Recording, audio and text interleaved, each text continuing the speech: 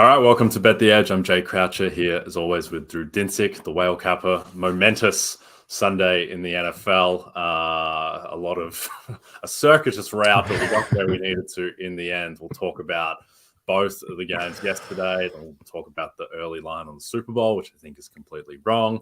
And then we'll talk about Arena Sabalenka and other friends. But Drew, how are you? What did you make of yesterday? Great weekend. It was a lot of fun watching, obviously, the Australian Open wrap up and then kind of putting a bow on championship weekend with two home winners. The games were kind of a mess. Definitely, some questions about the way that sort of the NFL product is currently being, put together. The Niners go to Philadelphia. We knew it was going to be a tough test. Everybody, expected home field advantage to matter. You expected, the Eagles, if they got out to a good start, if they put a little bit of scoreboard pressure on the Niners, then things could come unraveled. But the Brock Purdy injury and then, kind of inability for the Niners to find a quarterback to play the rest of the game was pretty clearly their undoing. Not much more to say about that one. I think my major takeaways all kind of revolve around how we look forward to the Super Bowl, which is Philly's not going to be at home. They're not going to have that same level of home field advantage. And Jalen Hurts didn't really look right to me. He definitely did not have precision on his deep ball like we saw from him through the balance of the season. Considering that he is dealing with a shoulder injury to his throwing shoulder, I think that is concerning. And if I was a Philly fan, I would be kind of carefully following reports of what he's doing in practice, look at how his tape looks in practice, because you certainly didn't get any indication from this playoff run, even with two convincing wins, over two teams that really just didn't have the horses, didn't have the quarterback in the case of the Niners this time. It's still, the question lingers in the back of my head about what are you going to get from Hurts if you're down? Is he going to be able to throw you back into a game? And, if you're able to protect the lead with your unbelievable offensive line and your running attack, then that's the one path to victory, surely. But, you have a much tougher test now, and it's going to be interesting to see how this market matures, because I tend to agree with you. I think and I'm having a tough time with this, because how could we actually live through championship weekend with two markets that felt mispriced and then go into the Super Bowl where we see another potential misprice in the market? Like, this just doesn't happen very often, and it feels unusual to me. But yeah, the first game was all about Niners not having a quarterback. And then the second game I thought was very competitive. Ultimately, Chiefs should have been favored, I thought. It was a very close game. Credit to the Bengals for hanging in and fighting and, clawing their way back into putting themselves in a position to, have the ball last and win. But ultimately, the D-line for the Chiefs showed up in that final stretch. And then obviously the final outcome of the game decided by Pat Mahomes scrambling and then a penalty against the Bengals was pretty indicative of a lot of sort of the week leading up to it in terms of talking about Mahomes' mobility, and then the game itself being sort of told but through the lens of the way that the referees called it. But I thought the result was correct. I thought the Chiefs should have won by 3, and I think the market was a little favorable for us all week, getting plus money on the Chiefs especially. Yeah, I think with this game, a few things about Bengals Chiefs. Firstly, yeah, we were both all in Chiefs. I feel like we had the right side, just because when both teams had all their players in the first half, the Chiefs dominated and probably should have been up multiple scores. At the same time, I think we probably got lucky in the second half, where the Chiefs, as soon as they started losing bodies, and they lost, I think this has been covered enough because all the focus is on the officiating, but the Chiefs lost 20% of their starters in that game. I mean, yeah. Snead goes down, Gay goes down on defense, and they lose Kadarius Toney, Juju Smith-Schuster, and Mecole Hardman. And then it becomes the Sky Moore show, and all of a sudden, Mahomes needs to treat MVS like Derek Carr treats Devontae Adams, because there's nothing else, because the Bengals are double teaming Kelsey. So it was a weird one. I think from a betting perspective, I think it was a good lesson where, look, and I mean, I was looking for this the entire game because I got a big Chiefs position, but I backed a fair bit of Bengals live, which obviously went on to lose. But I think the live market is just never going to account for what was happening with the Chiefs wide receivers. No betting model is going to immediately be able to accurately react in the moment. And it's difficult for human traders to react and price this in the moment of, oh, Mahomes has gone from having an array of weapons to having like one weapon. And you could see that they just could not move the ball. And really outside of the one touchdown drive in the second half, they just couldn't get anything going. So I think as well, the concerns about the offensive line of Cincy, which pushed the Buffalo line to 6 last week, that reared its head and was ultimately, one of the huge shapers of the game. What do you, if with Mahomes and how he looked, which I think in the first half, he looked like 92% of Patrick Mahomes or whatever. Sure. And then he aggravates the ankle rolling out to the left in, I think, the start of the third quarter. Then didn't quite look like the same guy. He missed MVS on a couple of key passes and was probably looked like 70, 75%. Yeah. If we did this game over and we knew that we were getting that Mahomes, what do you think the line would have been? 3. I think 3. And honestly, I don't really know why he didn't take treatment. Like, you've heard those reports as well, right? Like, he was under no pain treatment. He was just trying to play through it. That didn't make sense to me. I mean, maybe like you want to know what's going on with your ankle and just be able to feel it and make sure you're not doing more damage to it so that, it's not a long-term problem. But I was surprised that he elected to basically go au naturel there. And ultimately, I think you nailed it. He was 95% of himself in the first half until he aggravated the injury, and then he was 75% of himself. But, in his back pocket, he was always willing to make that one play scrambling, and he saved it for the very end when he needed it the most. And that felt like vintage Mahomes. That felt like vintage playoff Mahomes. I can't count how many times they have needed to put away a drive to either ice a game or, they needed to get a key first down so that they could kick a game-winning field goal. And Mahomes elected to scramble to get that done after, especially after, the Anaruma defense kind of leaned into the, hey, we're going to drop 7 on every single snap and not let you find any kind of success through the air to your limited weapons here. So, I mean, that felt poetic, that was how it ended ultimately. I mean, if he is given 2 more weeks now to get healthy and he has that mobility in his back pocket on top of, assuming that he didn't kind of exacerbate the injury yesterday, then I would expect him to be extremely dangerous in the Super Bowl.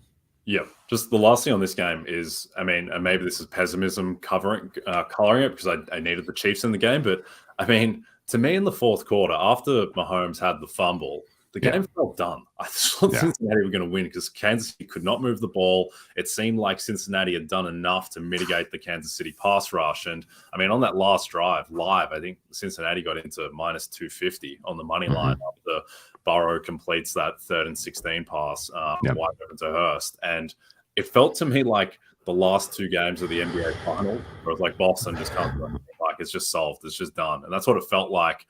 It felt like Patrick Mahomes without those weapons was like Jason Tatum trying to take Andrew Wiggins off the dribble and there's just nothing there. There's just nothing can happen. But turns out Patrick Mahomes is better than Jason Tatum and got enough done in the end. 49ers Eagles. 49ers, there's just nothing to read into this game from the 49ers side. I think the only relevant thing is that Jalen Hurts, to your point, he was wincing every time he took contact. And I saw it too. Like, are we 6 weeks removed from the injury? Like, this isn't normal at all. Right. I agree. So I just think that people are, I think the reason why the line, and we'll get into this in more detail, but the reason why the line is why it is that there are concerns on a quarterback injury. But I think the market is concerned about the wrong quarterback. I'm much more confident in Mahomes' ankle being right than Hurts' shoulder. He didn't look right. The offense was really clunky and was really helped out by the 49ers, the 49ers just let go of the rope with the penalties. I mean, they knew that Josh Johnson, then Christian McCaffrey playing quarterback. The one thing that is interesting to me about this is that from a Super Bowl MVP perspective, like if Jalen Hurts is the version he was yesterday, then like he wouldn't have won MVP of that game. I think probably Hassan Reddick wins with 2 sacks. Oh, yes. Surely. So that creates some interest in that market. But is there anything else out of 49ers Eagles that's material to you? Man. Well, your offensive line for the Eagles completely neutralized. A very, very good D-line, which I think is what a lot of people are going to lean on in terms of expecting the Eagles to be able to replicate that performance. I also think that just the fact that the final score was so decisive, Eagles, has kind of convinced a lot of people that they needed to be upgraded, when I literally come out of that game and I'm like, I went in there with too high of an opinion of Jalen Hurts, considering what we saw him be able to do. Yeah, it's his throwing shoulder. He obviously had, it was more than an AC sprain. They've never really been very candid about what exactly the injury was. And I come out of that one with a little bit of a downgrade on Philly, frankly, because the performance you got from Hurts was not good.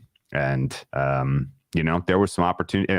You mentioned it, like the Niners let go of the rope. Like they were basically like, hey, if they're going to call it, they're going to call it, but we need to try to find other interesting, bizarre ways to, to find success in this game. And ultimately I thought they called it all fairly and correctly. And, guys lost their tempers, tempers were high, and things were frustrating. I mean, when you go into a game of that magnitude and you're all of a sudden you see your coach coaching up your running back to be able to run the Wildcat. You're like, this stinks. Like this isn't how this was supposed to go. Like, why is this happening to us? So I get why they were frustrated. And, but at the same time, there were moments in the game where AJ Brown clearly beat his guys. There were moments in the game where Devontae Smith clearly beat his guys down the field, and Hurts couldn't make the passes. And I think that's of consequence as you go into a head-to-head against the Chiefs, where you're going to have to score 30 points to win, I think. Yep, I'm with you there. All right, let's get into the Super Bowl specifically. But first, a reminder to download the RotoWorld app to receive breaking player news all season long. Stay ahead of the competition by favoriting players on your roster. Get the latest injury updates, player news, and much more delivered right to your phone. It's available in the App Store today. All right, let's talk Super Bowl in more detail. So Circa opened the Chiefs -2.5, and that was bashed into Eagles -2.5. Looks like it's settling mostly around Eagles -2. The first thing I would say here is that, like, line movements under 3, they always feel bigger than they actually are. There's just not that much win probability shifting between -2.5 and pick each side at the same time. If we think the line should be more like what it opened at circa -2.5, and it's gone the other way, then that's fairly material. And the total here is 49.5. And I mean, we mentioned it before, but my big thing is that I'm very confident Patrick Mahomes is going to look like pretty close to 100% of Patrick Mahomes, given how solid he looked yesterday and with 2 more weeks on the ankle. And I have no idea what we're getting out of Jalen Hurts. Yeah. That same exact read. Honestly, I come out of that. So people come out of the Chiefs game and they downgrade them because they won close and they won ugly and the refs had to help them and blah, blah, blah, blah, blah. Okay. I come out of the Chiefs game and I'm like, man, Marquez Valdez-Scantling is a real option. Like that. Like, he's a real weapon. Like, holy smokes. Like, if you get some of your bodies back in the wide receiver room and you have Kelsey and MVS out there, Mahomes is healthy. He's scrambling. Pacheco running with that level of intensity. Like, this Chiefs offense is going to find success against the Eagles. I mean, you look at the matchup of the Chiefs against the Eagles defense from last season, and honestly, the Eagles defense is very vanilla. It's solvable. The wrinkles in the Andy Reid scheme will work against this. I have very, very little concern about the Chiefs finding success in this game, which I think puts the shoes squarely on, can the Eagles go score for score with these guys? And if Hurts is not right, if he's not able to make the downfield passes, then they're in deep trouble, because there's certainly enough discipline on the Chiefs in terms of tackling. Their run defense is good enough that the Eagles aren't going to be able to just play keep away and run it down their throats and convert every single drive with, success rate of 100% on drives. So this is going to be a tough contest. And I agreed with the Circa opener at 2.5. I thought that's correct and fair. Particularly considering you're going to get a healthy Mahomes in that game, and I'm not convinced you're going to get a healthy Hurts. And for the market to flip like this is pretty wild. And I agree with your point. 5-point swing in the Super Bowl market. Like, oh my God. Yeah, it's a win probability of what, like less than 6% in total. And you can argue that maybe one matters more in a playoff environment with the new overtime rules, but I don't think enough that there's a lot to be made out of the big shift here in the market. So getting the Chiefs at a plus money in the Super Bowl feels like a steal. I'll take it. And until Mahomes is out there on crutches, and even with Mahomes on crutches, I like our chances. Chiefs or die here for me.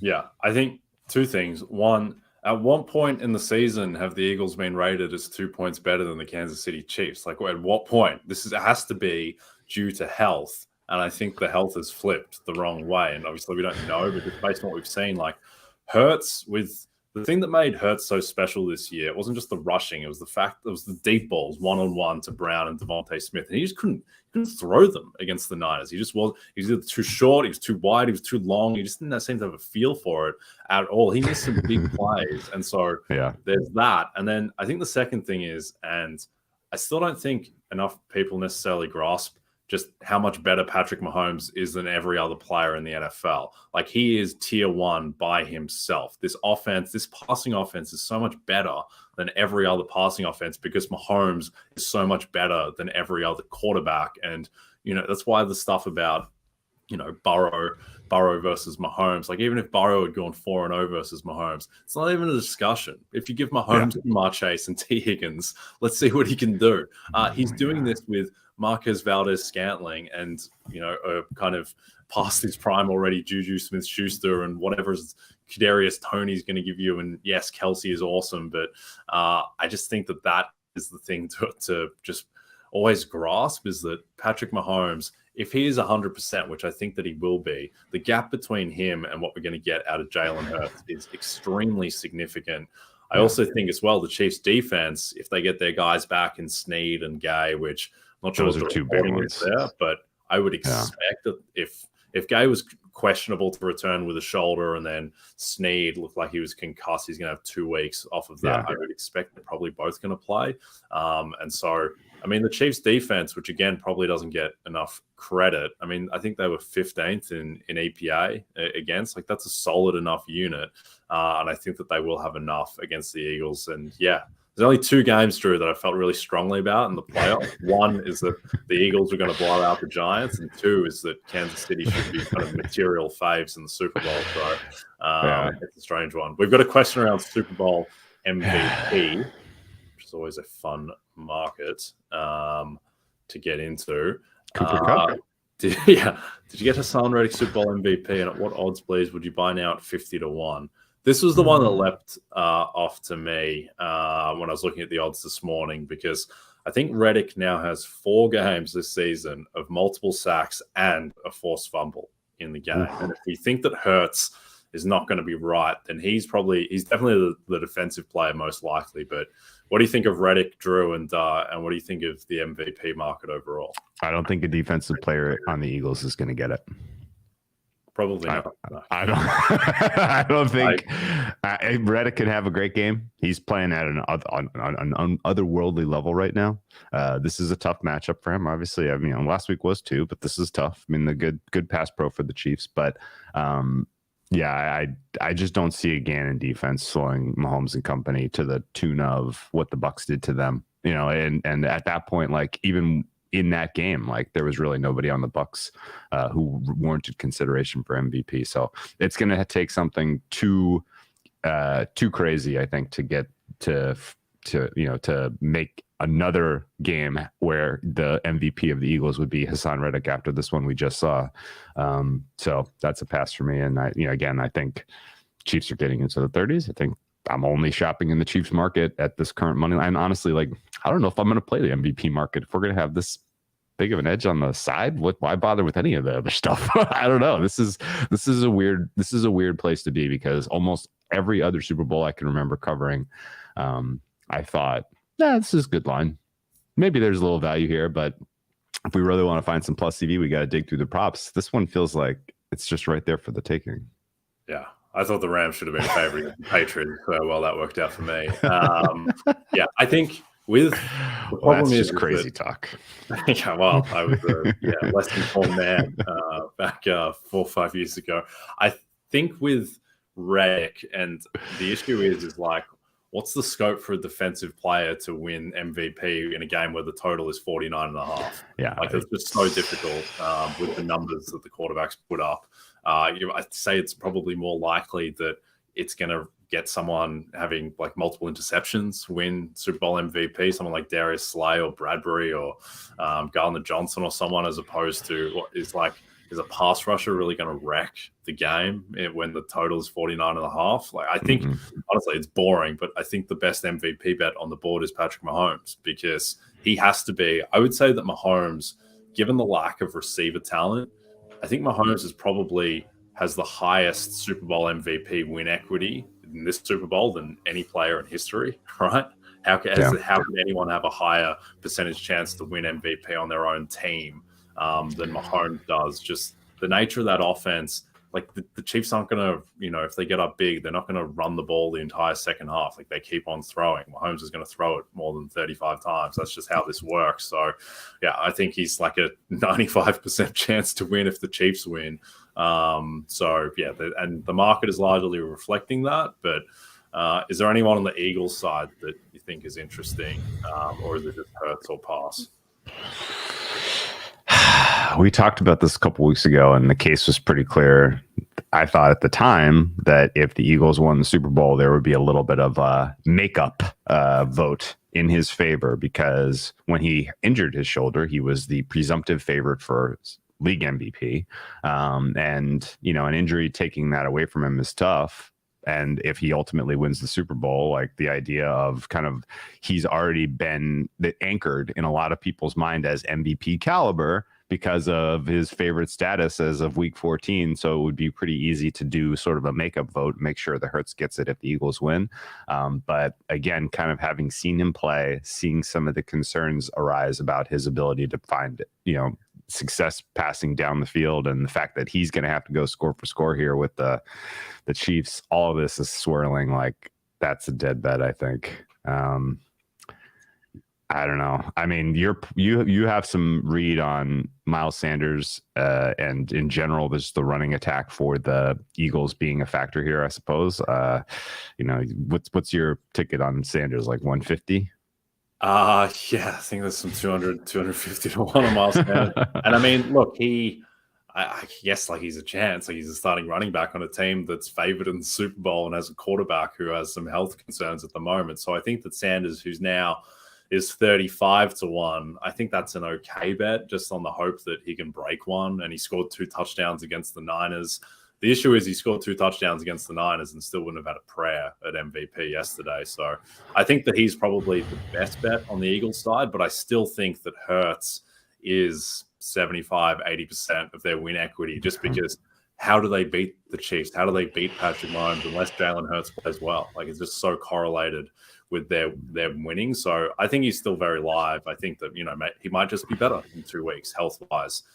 So he is definitely the prime candidate on the Eagles. But yeah, I think Sanders at 35 to 1 is probably the next best bet on the board. No interest whatsoever in AJ Brown 14 to 1 or Devontae Smith 28 to 1. No. It's too correlated with Hurts playing well. Whereas Sanders at least is a little detached from that correlation. And then you're hoping that he breaks one of the Eagles offensive line is dominant and they win a lower scoring game than anticipated. And Miles Sanders is 100 yards and 2 touchdowns, which he's done, I think, 3 or 4 times this season. So there's some potential there.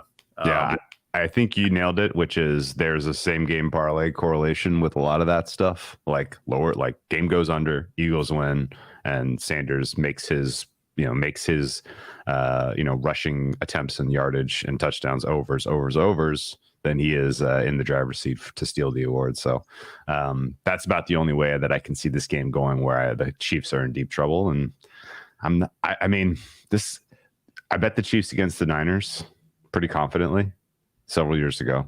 And even down, clearly down in that game, it was never a bet that you were really ever concerned about.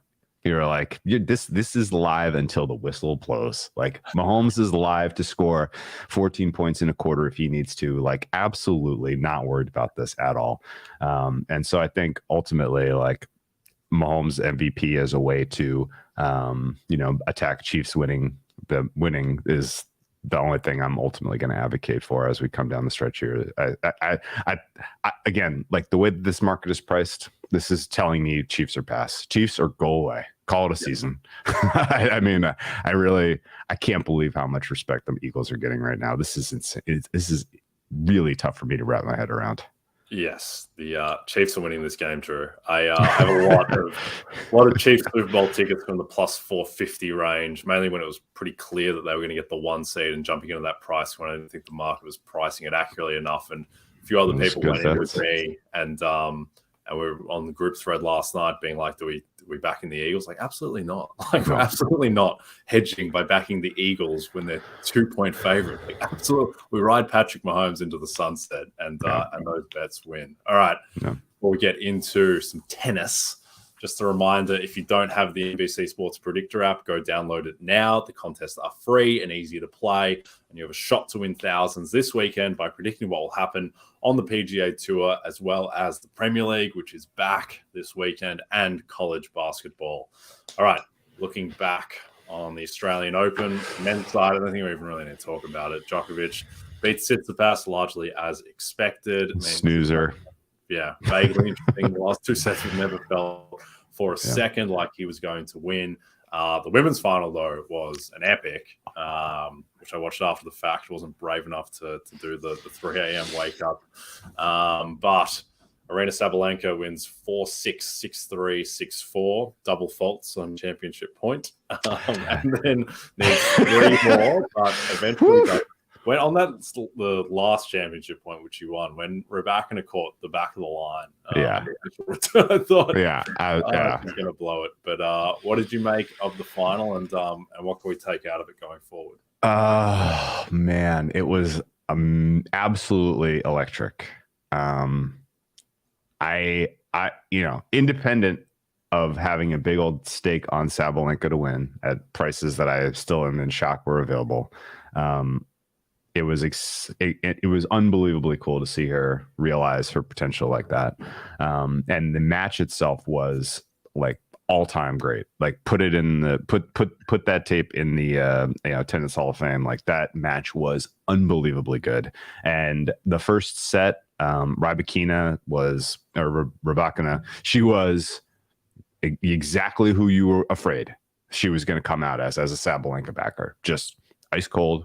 Couple of mistakes, just took care of business, and ultimately, Sabalenka, gets broken on serve with a double fault. Like, it was like, oh my God, here we go again. Rybakina holds comfortably for 6-4, and in the second set, you're just like, man, Sabalenka either turtles and dies here, or she raises her level, and I thought she did. I thought Sabalenka's level in the second set was like, oh baby, this is like game on. Like, she is the better player. The match is on her racket. Clearly, I thought Rybakina's level dropped a bit between the first and the second set. And then even then, at the end of the second set, Sabalenka has a chance to go up 5-2. And then she would serve it out. She had a chance to go up 6-3 on break for the set, which would have let her serve first in the third. And Rybakina just never quit. She kept fighting through those break points again and again and again. And it was like, this is going to be consequential, because I'm like watching this, like, Sabalenka is firing all her bullets. She's going to tire herself out here and not get the key break she needs to really swing the win probability in this match. And so it's just still a sweat, even though Sabalenka was clearly the better player in all those points, all those games.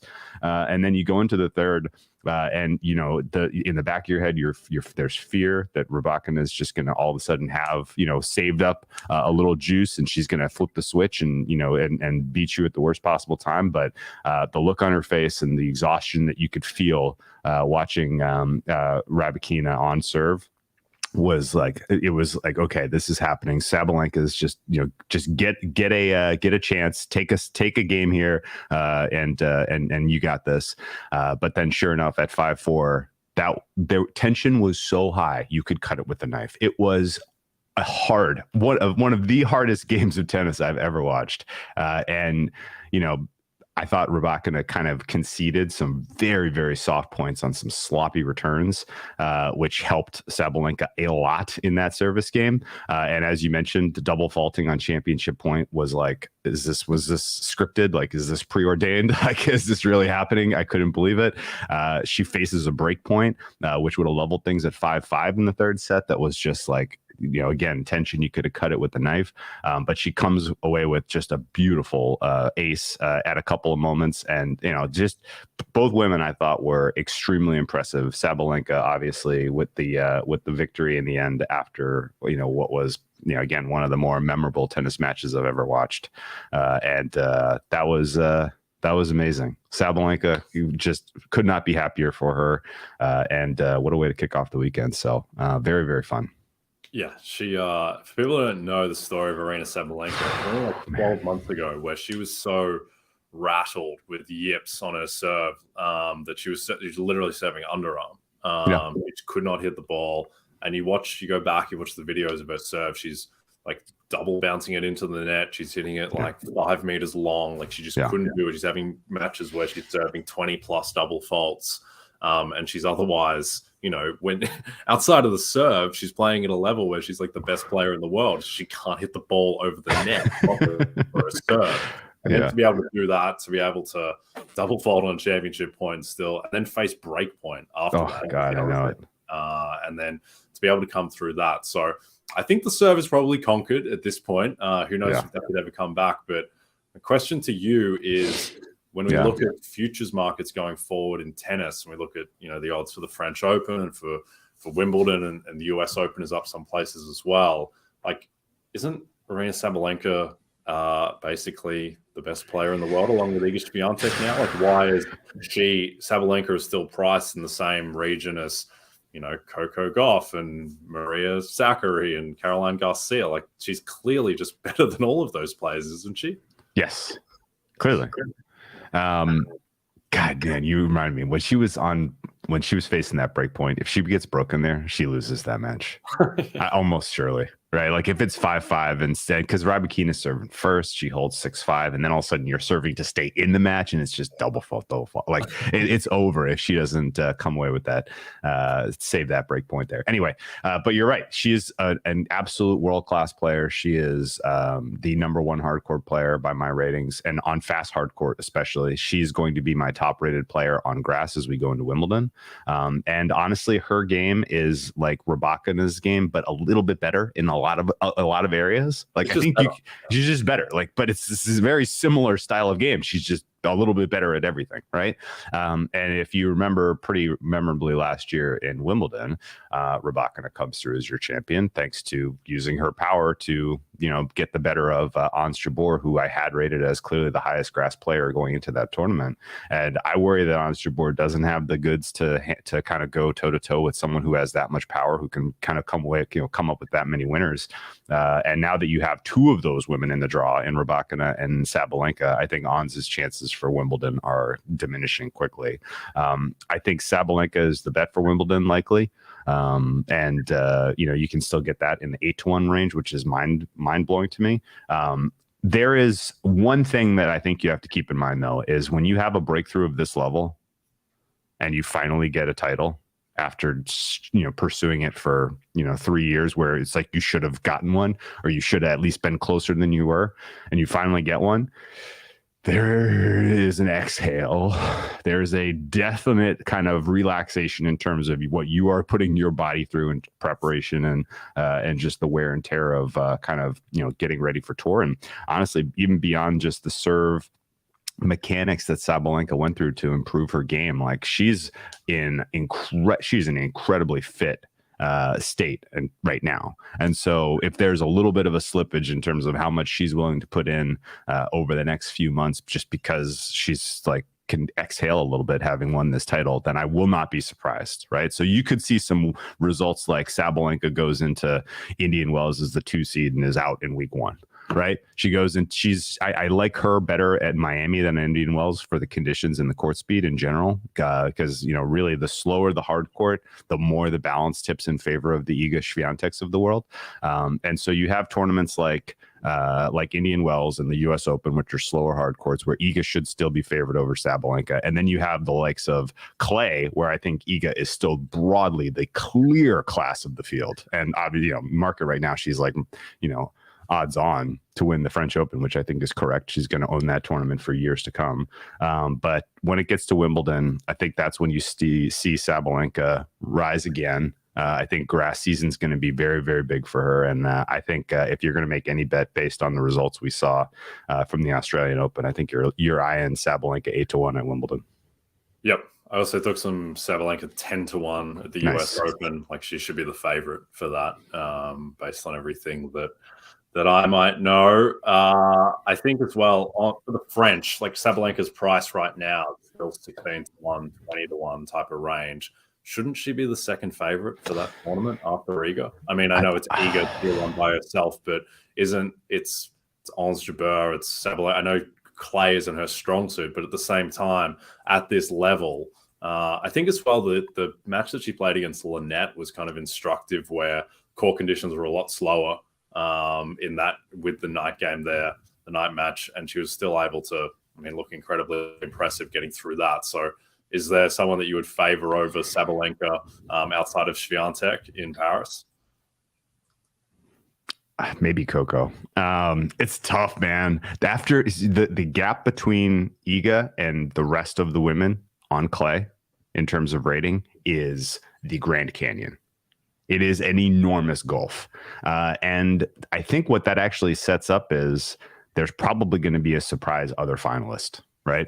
Like someone's going to come out of nowhere. One of these young Czech women who's probably kind of spent most of their time coming up on clay is going to break out, and or Coco Gauff kind of gets there again and just gets handled pretty comfortably. Like that's kind of the way I see a lot of the clay season going. I think basically every clay tournament Iga enters, it's hers to lose. And then Sabalenka, again, kind of a little bit of the exhale expectation here. I kind of think she's going to disappoint a lot of the spring. Like, yes, she's got the tools to still get it done. If she wins a tournament, it's going to be Madrid. Madrid's a higher elevation. Ball flies a little faster. Court speed is it's a fast clay court as opposed to a lot of the other ones like Rome, which is extremely slow. So you could see Sabalenka take a title in like Madrid. But otherwise, I think this spring is going to be Iga's kind of, reminding everyone why she's considered the best women's player. And then I think the game really gets going in Wimbledon, where we figure out, can Ons finally get a slam, or does Sabalenka get number 2, or does Rybakina repeat? Like, that's going to be a really fun conversation. And women's tennis is going to be incredible in 2023.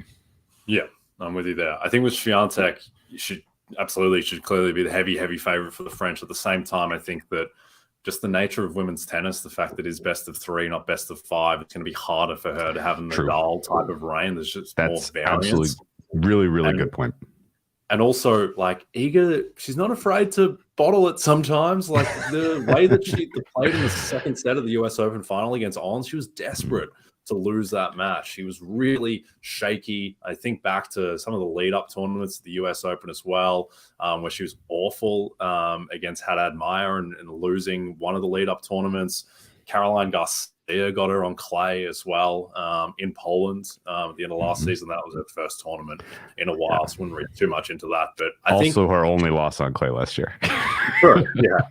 I think she can be gotten, but yeah, certainly it's going to be a tall ask. But I think Sabalenka at 16-1 for the French is probably worth a dabble, though. If you can, probably try and bet that each way and hope that you can dodge Iga. I just circle. Yeah, she'll be the 2 seed. Almost surely she'll be the 2 seed. And I think circle Sabalenka for Madrid. Forget about French Open. Don't do it. Skip it. Yeah. Out on Arena. All right. Well, me and Arena will go down together to the death. Without looking, what's Arena Sabalenka's best finish at the French Open? I don't know. What is it? I think it's third round. She is a repeat, kind of out in the third round, kind of a player there. And some of the women who have ousted her in the third round have not been very good. So I don't know that third round of 2020, 2021, 2022. If she makes it to the second week of the French Open, that'll be a win. That's right. She's a new woman now, Drew. Propelled, demons exercised. All right. Don't forget to check out NBCSportsEdge.com for more information to help you with your wagers. Thanks to those of you watching on the NBC Sports YouTube channel. And if you're listening to us in podcast form, don't forget to subscribe and rate us. From Jay Croucher and Drew Dinsick. We'll see you soon.